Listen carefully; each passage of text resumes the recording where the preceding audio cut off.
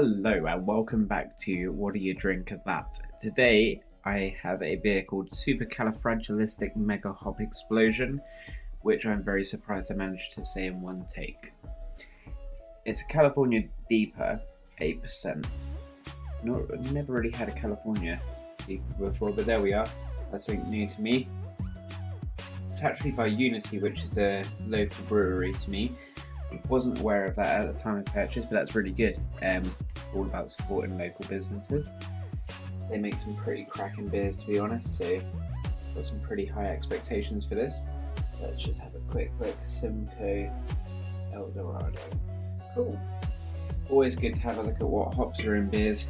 Personally, Citra and Nelson are my favourites, but there we are. If you try beers with, say, like a single hopped beer, you can kind of get a feel of what to expect from a beer when you have it in with something else.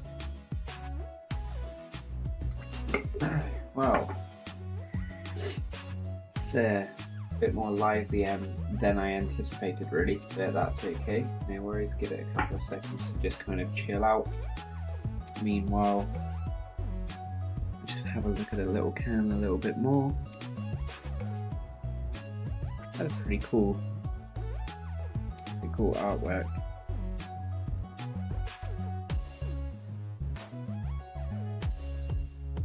Cool, just in case you wanted to have a quick read through it, they are a Southampton-based brewery. And it's actually, surprisingly, for Deeper, it's actually relatively cheap as well. I think it's about $3.99. Not too bad.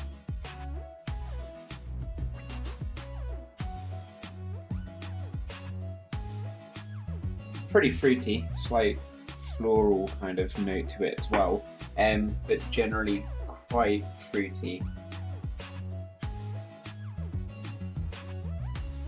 Like faint stone fruit, kind of almost somewhat reminiscent of what you get from a Citra, but nowhere near to that scale. But definitely is there with the fruit.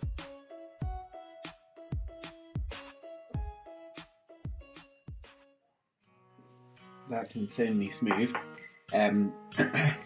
Generally, I've been finding that quite a lot recently with Deepers, that they're just very smooth. You expect them to be a bit more kind of hoppy, and slightly bitter, but they're just very smooth and yeah, just beautiful, really. This isn't really as hazy as I was anticipating as well. Like, I don't know if you can really see. Let's see if we can.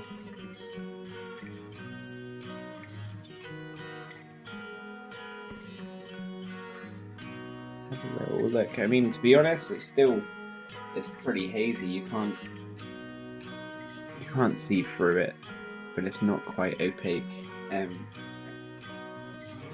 But I think generally that's more of an aesthetic thing. It's not necessary, is it? It just looks a lot more pleasing, and I think that's just one of those things. I think I've kind of grown to look at a beer and its appearance and just kind of straight away judge what I think it's going to taste like based on the appearance, which is not a great thing to do, really. You should always give things a try.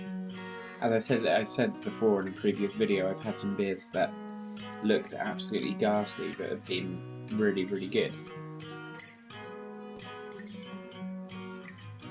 I think overall, probably give it a 4.3 out of 5, which is, it's a really, really good beer, but it's not quite at the level where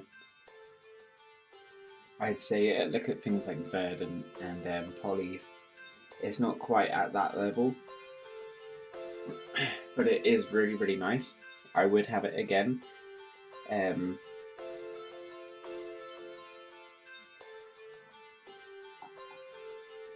As I say with the mouthfeel, it is very smooth. It's not quite as thick as I would have liked as well. Again, that's probably just where I've had previous beers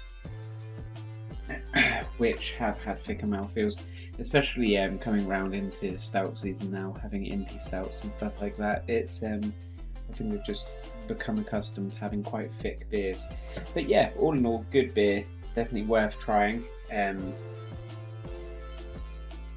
Yeah, as I say, good beer, worth trying. Thanks for watching the video, and let's just pan around one more time.